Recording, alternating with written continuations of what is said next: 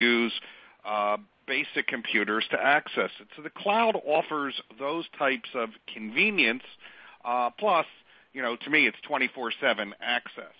But on the other hand, just like any other provider you work with, you still have to do your due diligence. You wouldn't just hire someone to do anything in your office without checking them out.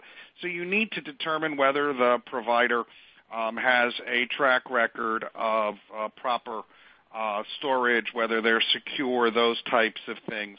And yes, ask the right questions, and you have to read the agreement. Because the end-user license agreement, it's often called the EULA, E-U-L-A, is important because there must be specific terms in those agreements. Because unlike if you're storing your family vacation pictures on the cloud and something happens, that's one thing. If you're storing client data, your client data is owned by the client, not you. So your agreements have to say that it's owned by you. They have to provide information about what happens if you terminate the agreement, what happens in a variety of circumstances. Pennsylvania Bar, for example, has very good ethical guidance on this. We published an opinion, and you can read that to see all of the different things.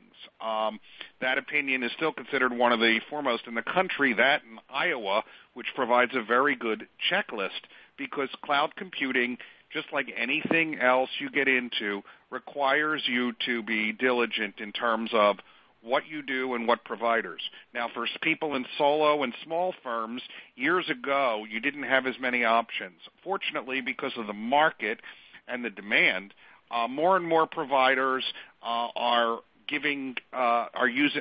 terms, that are what lawyers need. And you have to think about that because one of the most common uses of the cloud now is for backup. And it is generally considered best practice that you should be doing an on-site backup of all of your data as well as an off-site backup.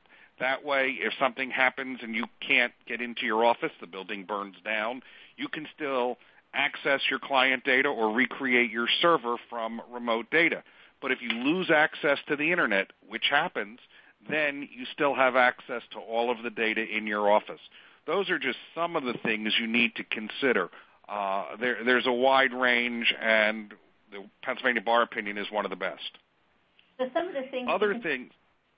Yeah, go ahead. Why don't you go ahead? So let's talk a little bit about privacy and some of the issues to talk about there, Dan, if you will. Yeah. When I talk about the end-user agreements, I'm talking about